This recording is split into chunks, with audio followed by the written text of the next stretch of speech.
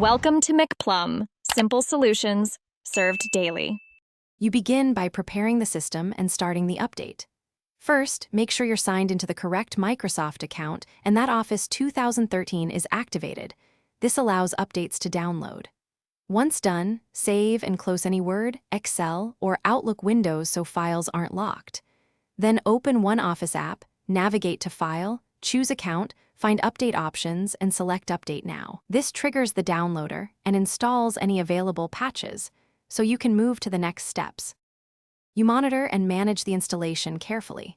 While the update runs, keep an eye on progress bars and any messages.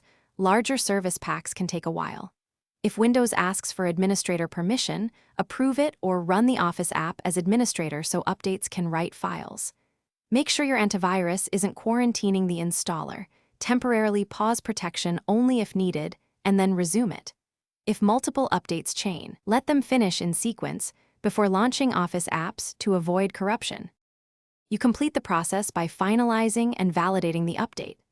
After installation finishes, restart your PC so new files register with the system.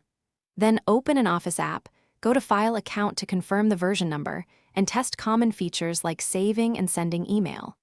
If something fails, first run Quick Repair or Online Repair from Control Panel programs Microsoft Office 2013 and reboot again.